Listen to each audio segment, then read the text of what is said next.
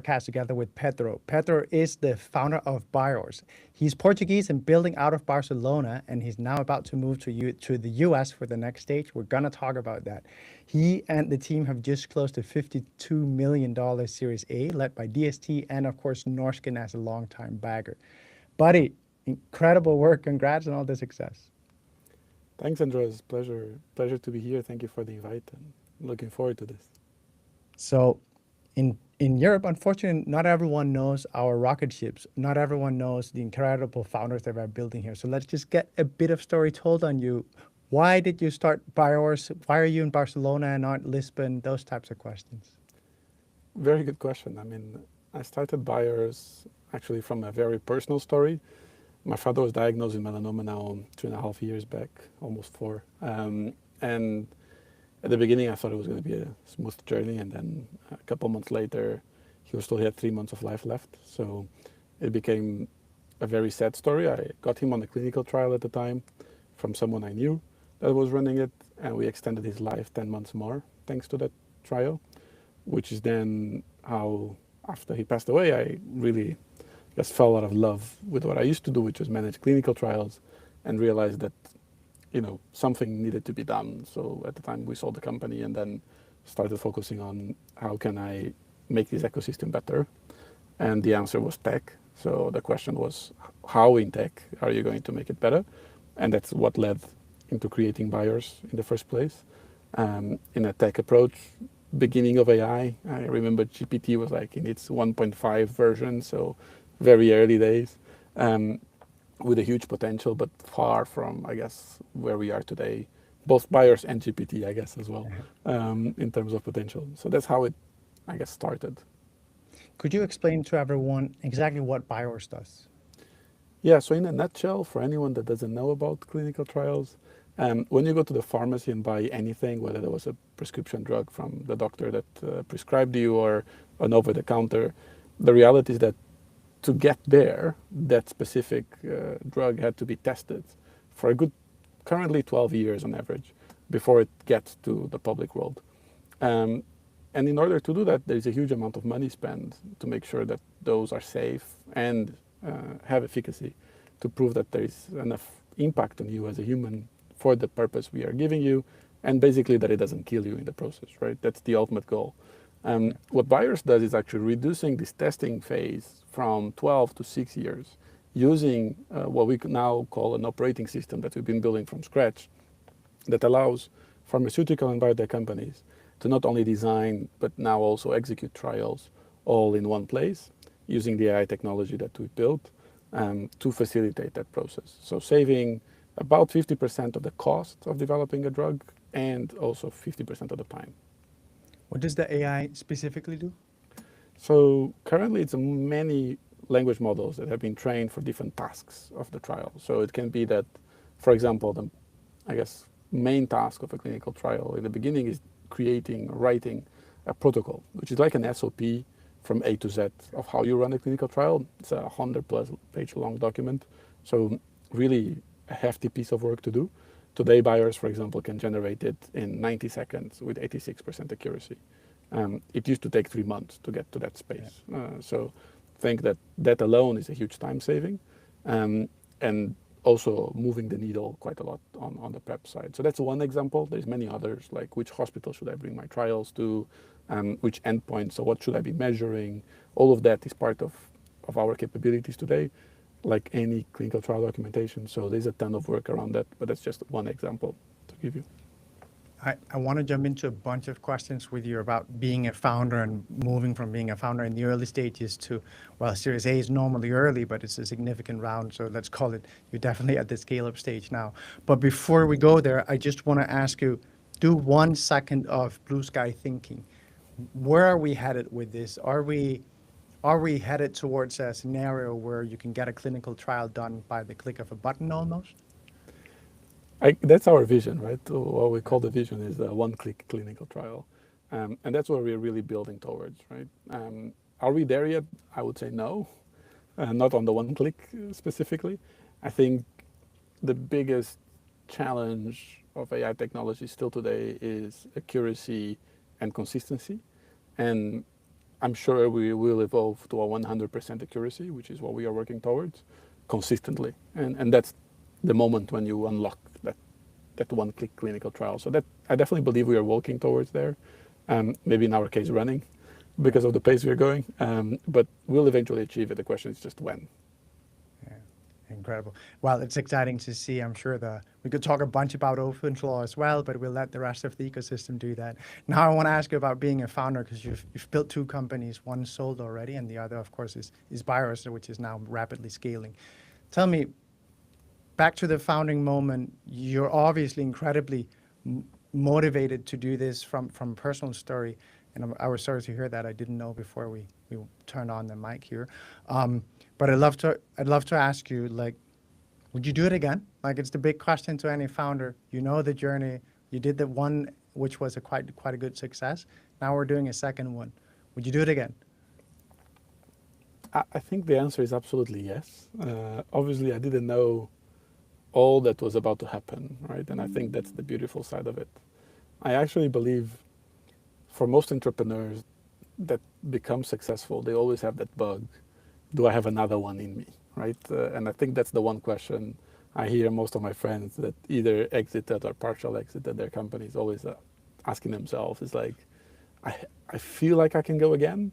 Should I not, right? And so I did it again and I love it. And I mean, because of my, I guess, personal story, I wake up every day full of energy, ready to go, right? And even if I don't have the energy, I'll find it somewhere, right? And obviously, I think the life of a founder is much crazier than most people understand. And no matter what, right? And I know usually Americans like to say we don't work hard enough in Europe, right? I think it's obviously not true, right? Not for founders at least, right? I think this is our life, right? I mean, I remember once someone told me, hey, you take 40 minutes to go home and back to the office. Like, isn't that a time waste? And I was like, why? I'm driving on autopilot. Like, my head is 1,000 miles an hour thinking about work anyway and thinking about what I need to go to do when I get there, who I need to say what, and so on. So your brain never really stops, right? It's not because I'm in the car that I'm not working, you know? And I think that's what people don't understand. So back to your question, any day I would go back. Yeah. I want to ask you, now you've built pre-AI and now you're building with AI, even an AI company. I'd love to ask you, because everything is changing these days. It's so incredible to see that, like, serial entrepreneurs, it's so fun to talk to them right now, because everyone is saying, well, my last company, I learned a bunch. I got a lot of playbooks that I was looking forward to apply in my new startup. Here comes AI, everything's blown up. All I really know is how to manage people, and and everything else is kind of first time around. That is true. I mean, I love it actually, by the way. I think it's a great time to build, right? Yeah. And unlike many, I really believe this gives us the chance to build a lot of internal tools from scratch rather than off the shelf. And I have many examples of things I built internally myself and that we still use today. So, like, I think it's a unique moment. And I believe for a founder that is a doer, which not all of us are, right? A lot of us are just telling people what to do. But if you're a founder that is a doer, I believe this is the perfect moment to build a company, because you can really build all the systems and the ecosystem you're building in, rather than trusting whatever SaaS platform you want to put the name in here for this specific software or whatever other. So, how is it? Let's stay in that build instead of buy movement. It's considerably different. What I'm seeing is that it's also changing the type of people that you have to hire, because you used to maybe hire someone who's good at managing a ton of relationships if you were looking at marketing and deliverables from a big service provider network. And now instead, you got to build product, because you got to run everything in-house with AI models. Yeah, I mean, look, I think I can give you an example. We built our CRM from scratch, for example. And I did it myself first on the Christmas break, because I was too bored, I guess, not to do anything. So I had to find something to do. And I thought, this is a great idea. Let me do that. And it really worked very well. And I mean, I agree that the type of people you're hiring is very different, but also because, and actually I said this to you earlier off the record, like a lot of the people we try to hire are these entrepreneurs. We call them mini CEOs that we can hire and that they can take really a lead on that specific project and just run it like its own business, right? And really become the doer inside. And today is so easy, right, Andreas? Like it's so easy for you to spend half an hour, and I don't want to do publicity to a startup here, so I'll call it on Google AI Studio and build a new system in half an hour. Is it a production ready product and all of the above? Not really, but man, it will do a great job, right? And the question then is, are you doing that in the first place, right? Or are you afraid of trying to build? And if you're curious, you will build such amazing tools. I am kind of talking about it as purpose-driven instead of job-driven or task-driven. And it's been all the more important, that's what I'm seeing at least, to get those founder mentality people in that, you can just agree with them, this is where we're headed. And then it's so much more important that they now are able to run with it and take it from there and comfortable with that, rather than be told this is what you got to do every day of the week, or this is the tasks I need handed off from you. Tell me about that. Like, how do you think about that? How is it affecting who you hire? Has it really changed so much that you're now both maybe haven't had to make redundancy because there are profiles that don't match anymore, but also when you, of course, hire new people, that it is a completely different profile? I would argue a good entrepreneur or founder, CEO, whichever one you want to call it, has to be very good at understanding that certain people are great for certain phases of the company and that they are not the right ones for future phases. You just need to be able to make those calls and, I guess firing them quickly after you understand that the phase is no longer the right one for this person, with or without AI. So let's say that's a common, I would say, denominator across pre and post AI. I usually joke to our leadership team that they need to be amazing at hire, but oh boy, they need to be good at firing, because otherwise it just doesn't go, right? And when you're at this scale and pace, and I also say to the team often, like I change my mind very often, right? Because I make decisions based on the data available, and that data is constantly changing, and I'm adapting to that data, right? And many times they don't understand and they don't see that data, so they are like, why the hell did we go from left to right? And there is a reason, and we just go. And many times they don't even question anymore. They just go, yeah, he saw something, whatever, let's go. And that's what changed a lot with AI, right? Right now with AI, you can learn a lot of data very quickly. Sometimes not real, so you need to be careful on that. But very quickly you can get to become or seem like an expert in a certain topic. Then you just need people that are willing to adopt this and be able to use it on their daily basis to generate that data to make the right decision. And that for me is the crucial aspect of it. How do you build conviction, Pedro? Like, is it just inherent in you that I trust my gut here will move? Or are there tactics that you can help share? I mean, a lot is gut, obviously, but a lot is data, right? And I think data is by far the biggest thing, right? Sometimes it's a very controversial decision and data will tell you not to do it, but other aspects and variables will tell you do it, and then you need to make a decision, right? I mean, if you speak to most companies, building your own CRM is definitely not the right decision. But here, not only it felt like the right decision, but it made sense because our system is so specific to what we do. Like our sales playbook is so specific that your CRM needs to mirror your playbook. Otherwise, every AE is looking at it and going, yeah, but this is a normal CRM and my sales system is so different, right? So how does that not match? So you need a CRM that matches your playbook. And that was almost more important than the risk of failing to build a CRM. But also bear in mind, we are building such a more complex product than a CRM. So it wasn't like that sounded like a difficult task, right? But that's how you build conviction, in my opinion. It's like having enough data that makes you comfortable, believing in it, and running, and literally running at it. Like not anymore. I used to use this metaphor more often, maybe a year and a half ago. We were like a bullet train going 1,000 miles an hour. And I said, we might face some walls, and maybe they will be teared down, or maybe they'll tear us down. Who knows, right? But it doesn't matter, right? We are going at this pace anyway. Let's forget that those walls are there, and let's just run.